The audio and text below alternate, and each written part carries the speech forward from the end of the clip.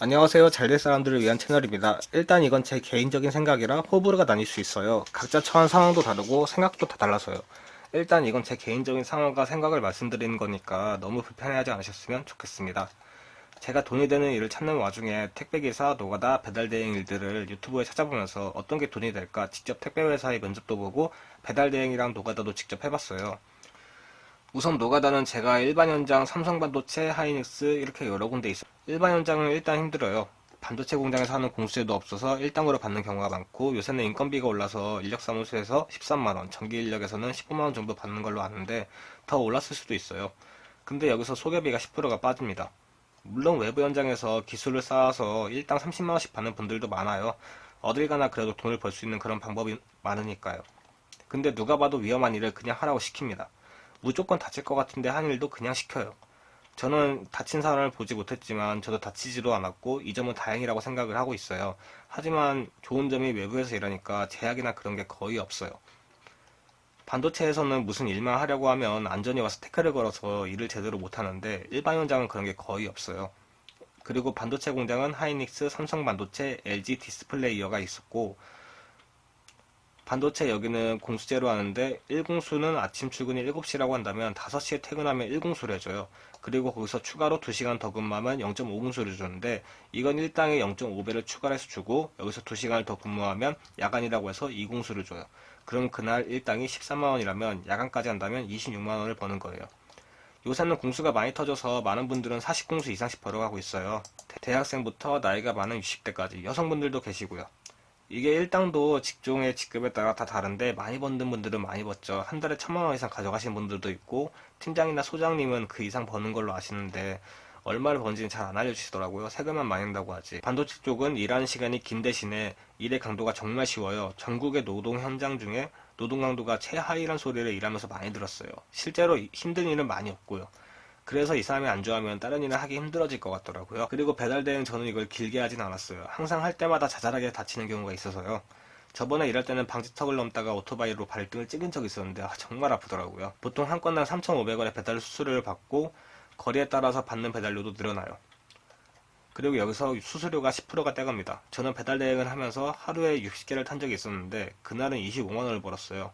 만약 지리를 더 잘 알고 더 오래 했다면 80개까지 늘려서 일단 30만 원을 넘게도 가져갈 수 있을 것 같다 이런 생각은 들더라고요. 그리고 배달 대행을 할 수 있는 방법은 동네 배달 대행 업체, 쿠팡이츠, 배민커넥트 이렇게 있는데 쿠팡이츠는 일단 강남이 아니라면 절대 사용을 안 하시는 게 낫습니다. 이유는 아시는 분들은 너무 잘 아시는데 배달 수수료가 너무 싸요. 일반 배달 대행에서 6,000원 받는 거리를 쿠팡이츠에서는 4,000원도 못 받는 경우가 있고 저는 하루 쓰고 삭제했습니다.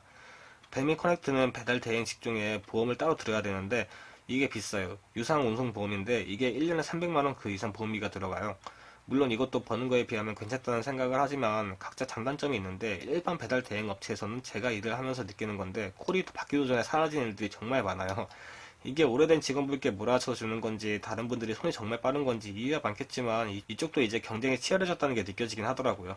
그래도 계속 하다 보면 어느 정도 요령이 생겨서 콜수가 계속 늘어나고 양심적인 대행 업체는 똥콜만 주는 게 아니라 좋은 콜도 몰아서 주고 그래서 나름 할만해요. 그리고 어떤 분들은 배미 커넥터는 4인 1조로 하면서 한 명은 콜 잡고 세 명이 콜을 타는 식으로 운영을 한다고 하더라고요. 페이는 엠빵으로 한다고 하는데 잘은 모르겠어요. 그리고 택배 일은 제가 택배 일을 하지 않아서 잘 아는 게 많이 없는데 제가 택배 기사 일을 안 했던 이유는 제가 직접 면접을 봤을 때 알바몬에서 면접을 보고 갔는데 근데 자꾸 뭘 내라고 하는 거예요. 택배에 필요한 차도 구입해야 되고 1년을 계약해야 되고 그리고 자꾸 저를 남들이 안 하는 파트에 밀어 넣으려고 하더라고요. 사실 여기서 별로 하고 싶지 않은 게 택배차를 사야 한다는 거 그때 돈이 별로 없었고 할부로 대부업체를 알아봐준다고 해서 벌써 거부감이 들더라고요. 요새는 택배차도 지원해주고 돈도 많이 버는 분들도 많긴 하지만 일단 저는 개인적으로 하고 싶지는 않았어요. 근데 집 앞에서 어떤 택배기사분이 여성분이 있었는데 제가 궁금해서 한 달에 얼마 정도 버냐고 물어봤는데 한 달에 900 정도 벌어요 이러더라고요.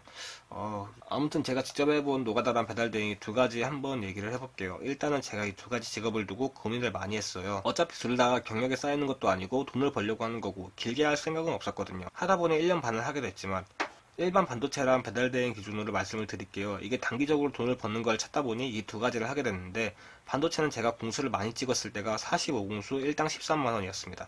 그때 새우 530 정도를 받아갔어요. 그 이상 공수를 찍을 수는 있었겠지만 힘들어서 하기 싫더라고요. 그리고 배달 대행으로 제가 한 달에 많이 벌었던 게 600 정도 벌었어요. 더 많이 버는 분들은 700에서 800 정도 번다고 하시더라고요.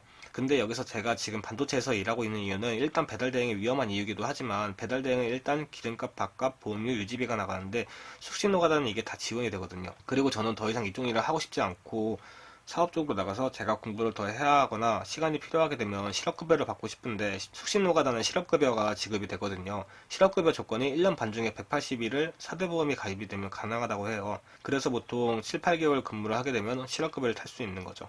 어떤 분은 5년 동안 실업급여를 총 3번 타가시는 분들도 계세요. 그래서 숙식 노가다를 선택하게 됐는데 솔직히 저는 그런 목적이 아니면 노가다보다 배달 대행 일을 할 거예요. 일단 사람들이랑 부대끼면서 스트레스를 많이 받는데 출퇴근도 많이 힘들고요. 배달 대행은 그런 게 없으니까요. 물론 비 오거나 눈 오거나 춥거나 더우면 숙식 노가다가 그리워지지만요.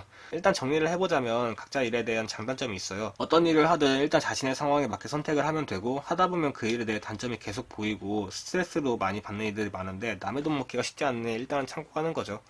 어디까지나 제 생각이고 각자의 일에 대해서 하나하나 짚고 넘어가면 시간이 너무 오래 걸릴 것 같아서 여기까지만 하도록 할게요. 영상을 봐주셔서 감사하고 구독과 좋아요 눌러주시면 더 좋은 영상으로 찾아뵙겠습니다. 감사합니다.